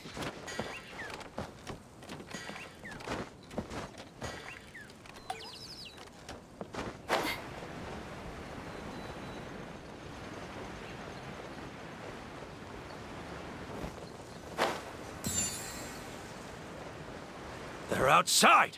After them!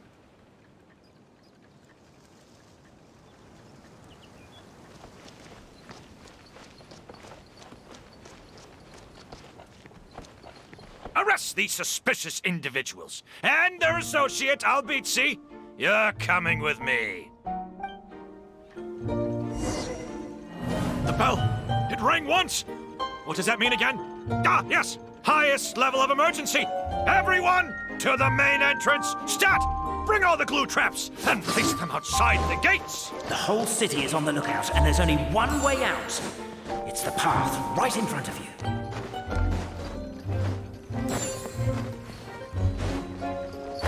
Why'd they ring the bell anyway? Also, They're outside! After them!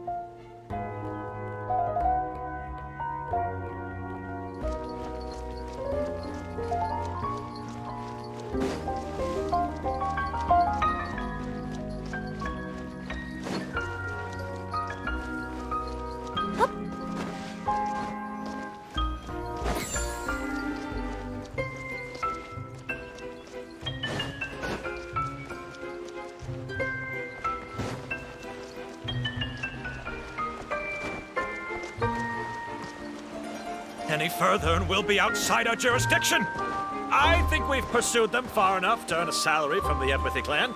Come on, let's head back.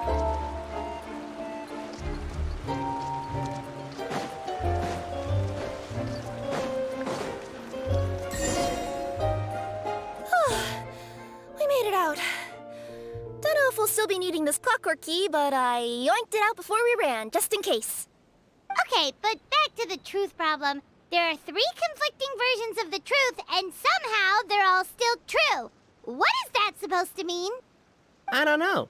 I doubt anyone here in Simulanka could make sense of it. All we do know is that any manuscript bearing her signature has to be valid. well, she is the goddess of fate, the creator of all this. And all these manuscripts are her grand design. The reason we argued about who was right was that we didn't know enough about the truth of the past. But now we have the truth. So we just have to accept it. As surely as we will follow the clockwork path designed for us, so is this the course that history has taken. It is clear and incontrovertible. We will never argue again. Thank you all. Is that all there is to it? Is this where the decision made at the first crossroads of destiny has led us to? A pointlessly happy ending? Overthinking it would be equally pointless. Well, that's enough for one day. Time to take a break. Could you be any more cryptic? You're planning something. Paimon knows it. Whatever happens, today was a breakthrough in my journey of discovery.